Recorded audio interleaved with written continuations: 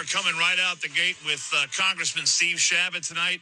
And Steve Chabot joining us from Washington, D.C. And, Steve, thank you so much for being here. Really appreciate it. I know you got short time tonight because you're getting ready to vote on the omnibus spending bill. Hey, let me ask you this. I guess the money, there's pretty much general agreement, as I see it, that we are going to send some money to Ukraine. I think the number is $13.5 billion. Is that right? Approximately, yes. Okay. Why did that have to be lumped in with the omnibus spending bill? If we're going to send money to Ukraine, given the desperate circumstances that those people are in right now, why does that have to be lumped in with all this other spending? Why couldn't that just be a clean bill unto itself that everyone could agree on? It should have been, Dan, but what they do is they like to put a lot of the good stuff and the bad stuff all in one big package so they can get the votes to pass it.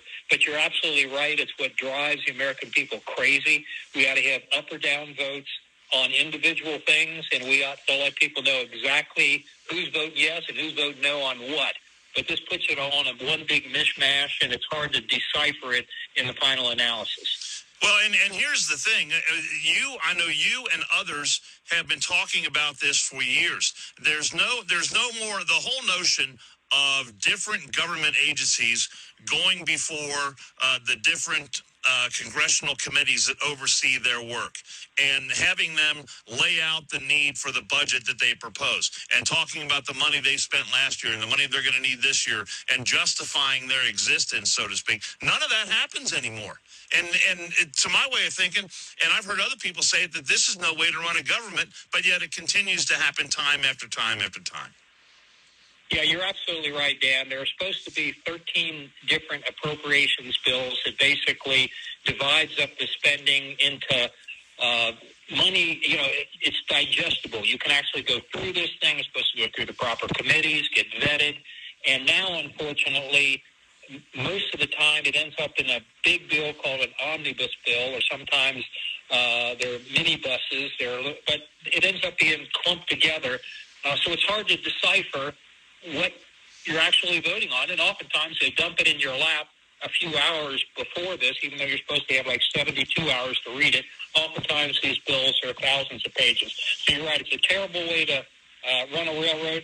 You know, it is much worse now under Pelosi and the Democrats, but even under Republicans, it wasn't where it should have been. Yeah, 2,700 pages that came out in the wee small hours of the morning. So you're supposed to go through that, comb through that, have an understanding of what's in this omnibus spending bill, and it's some of the most the worst legalese imaginable trying to read those things, and you're supposed to come up with an idea of what's in this and then cast an informed vote. What are you going to do on this? Yeah, what I had actually done, Dan, years ago, I had a bill that would have made it illegal for us to pass omnibus bills. I had a Democratic co-sponsor for that, and we worked on it for years. Unfortunately, didn't have the votes to pass it. But that's what happened. Did you say what's this bill, Dan, in particular? Well, I said, what's Steve Chabot going to do when it comes time to vote on this tonight?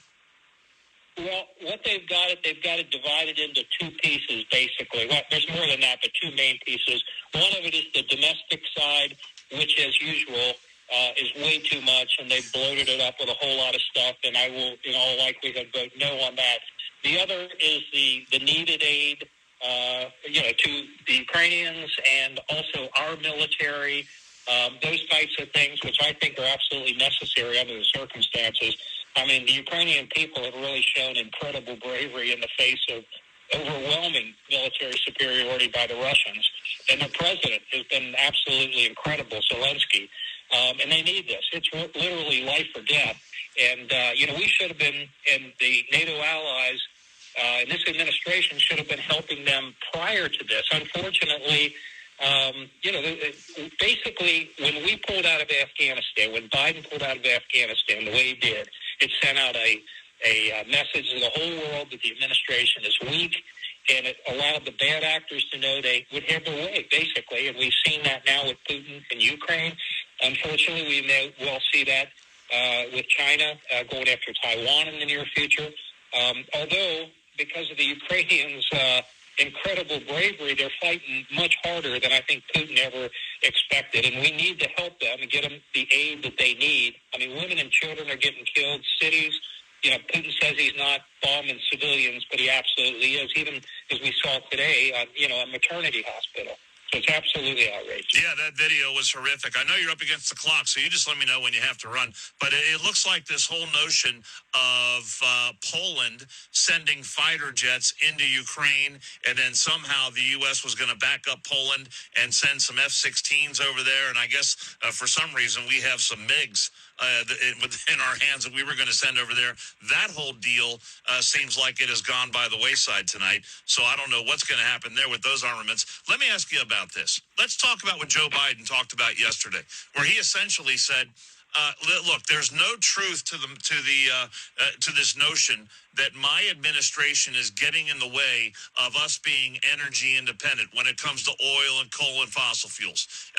Steve Chabot, when I hear a president and his administration and every Democrat talking head essentially reciting the same talking point all day long, that just tells me about the contempt that they have for the American people when they keep repeating something that is demonstrably not true.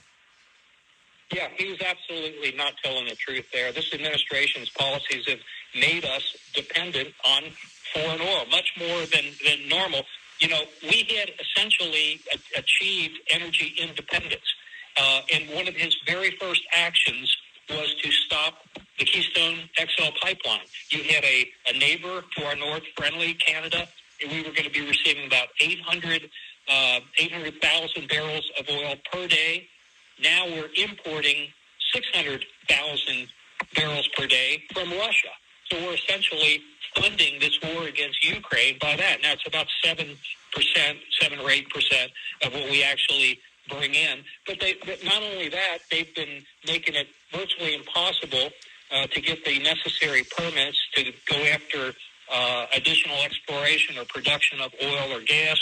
They've eliminated it from federal lands, and I'm not talking about national parks. We've got a lot of land that is it's absolutely suitable for energy exploration. So they've made it virtually impossible to go after our own energy. Why? Because the radical left-wing pro-Green New Deal, that philosophy is overwhelmingly supported by this administration, and as a result of that, we're now dependent once again on oil outside our country. That makes us more vulnerable. And not only did he cut off the Keystone pipeline, but he allowed the Nord Stream 2 to go through from Russia to Germany. Now, as a result of what Putin did, they've stopped that at least temporarily.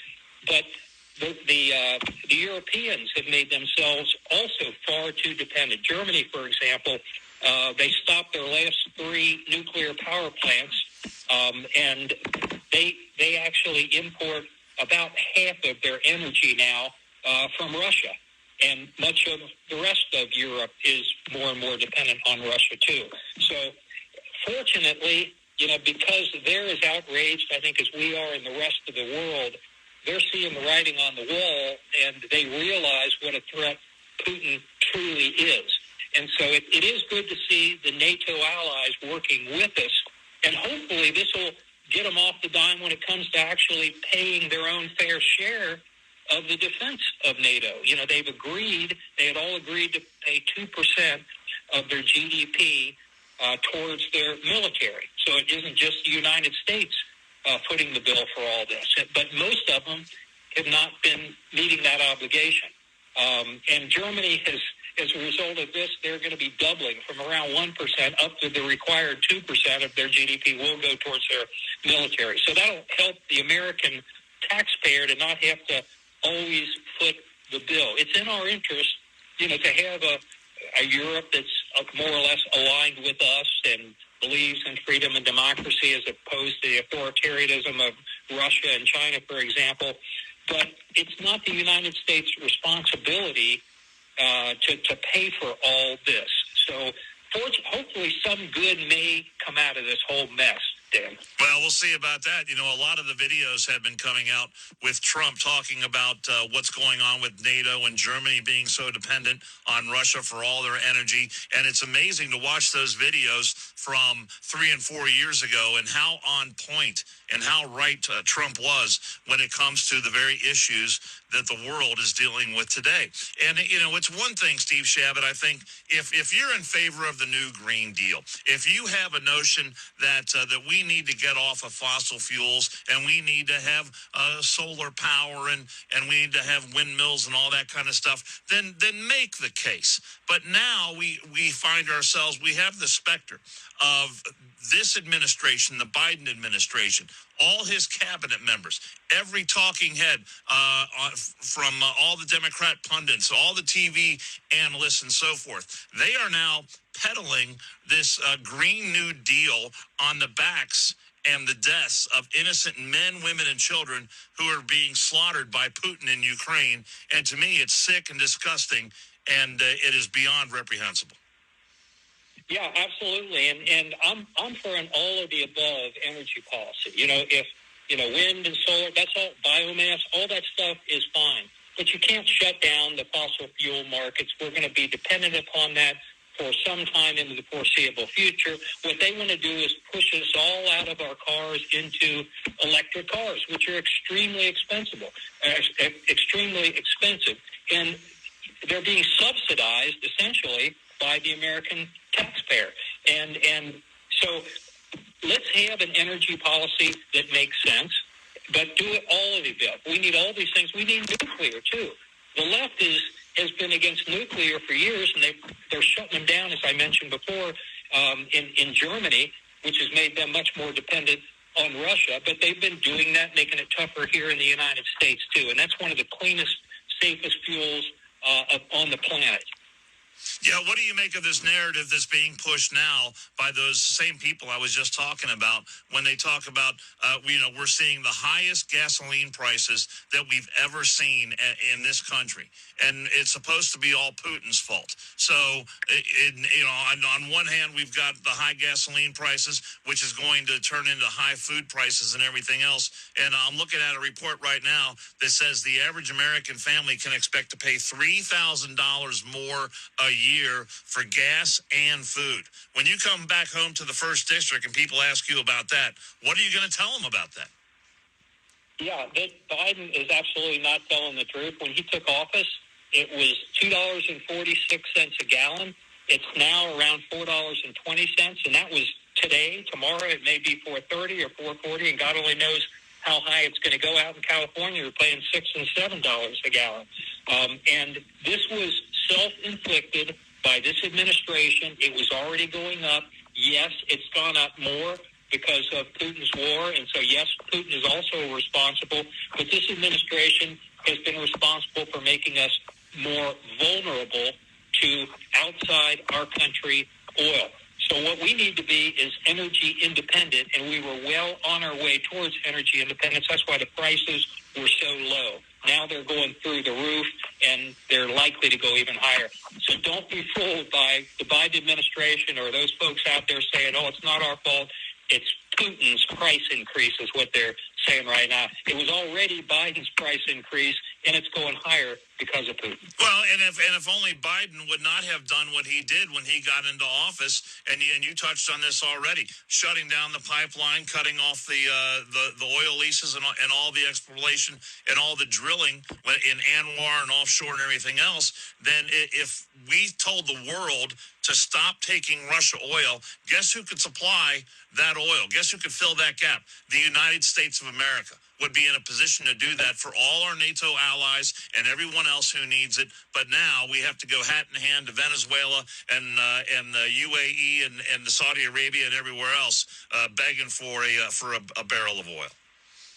That's exactly right, Dan. And one final thing, we've got huge quantities of liquefied natural gas that we were already selling to Europe and other parts of the world. That was de-emphasized by this administration. Also, we need to also continue to export that. There's a lot of jobs in that.